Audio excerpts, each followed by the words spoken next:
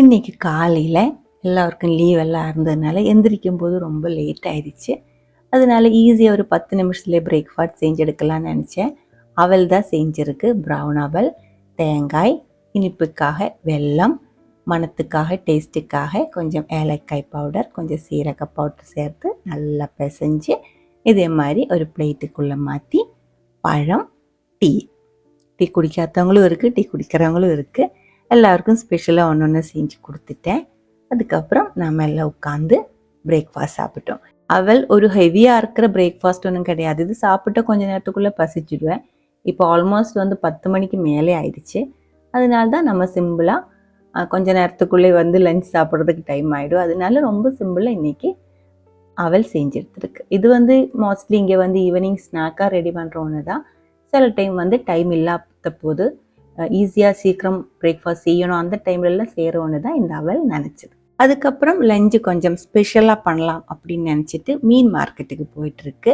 நான் போகலை, அவங்களோட அப்பா வந்திருந்தாங்க. ஸோ அவங்க எல்லோரும் சேர்ந்து மீன் மார்க்கெட்டில் மீன் வாங்கிறதுக்கு போனேன். நான் போகலை. நான் ஏன் போகலை அப்படின்னு, எனக்கு இந்த மீன் மார்க்கெட்டில் போய் மீன் வாங்குறது, அதே மாதிரி சிக்கன் வாங்குறது, இதெல்லாம் எனக்கு ரொம்ப கஷ்டமாக இருக்கிற ஒன்று தான். மீனெல்லாம் இதே மாதிரி வாங்கி க்ளீன் பண்ணி கொண்டு கொடுத்தா நான் சமைச்சு கொடுத்துருவேன். சில சின்ன சின்ன மீன், சில மீனெல்லாம் நானும் சாப்பிடுவேன், எல்லா மீனும் சாப்பிட்றதில்ல.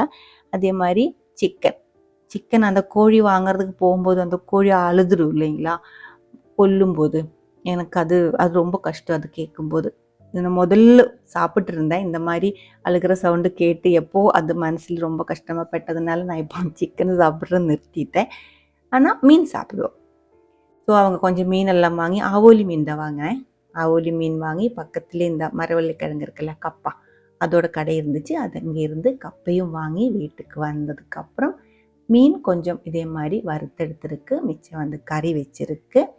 அதுக்கப்புறம் கப்பா, மரவள்ளி கிழங்கு, அது இதே மாதிரி மஞ்சத்தூள், சீரகம், பூண்டு அதெல்லாம் போட்டு ரெடி பண்ணியிருக்கு. மட்டையரி சாதம் ரெடியாக இருக்குது. இது கூடவே ஒரு பொரியல் கூட ரெடி பண்ணியிருக்கு, பீட்ரூட் பொரியல். குட்டீஸுக்கு 3 மணிக்கு கிளாஸ் இருக்குது, 2:30க்கே கிளம்பணும். அதனால அவங்க சீக்கிரம் சாப்பிட்டு கிளம்பிடும். நம்ம இப்போ மரவள்ளிக்கிழங்கு சாதம் எல்லாம் வைக்கிற டைமில் மரவள்ளிக்கிழங்கு இந்த கறி ஊற்றி சாப்பிடும். அதுக்கப்புறம் வெண்ணெய் மட்டும்தான் சாதம் எடுக்கிறது. இவங்க எல்லாருமே இப்போ கப்பா, மீன்கிற அதை மட்டும் சாப்பிட்டு தான் கிளம்புறது. எல்லாருமே போனதுக்கு அப்புறம் தான் நான் லஞ்சு சாப்பிட்டோம். அவ்வளோதான். இன்றைக்கி நம்மளோட பிரேக்ஃபாஸ்ட் ரொம்ப சிம்பிளாக இருந்துச்சு. லஞ்சு கொஞ்சம் ஸ்பெஷலாக இருந்துச்சு.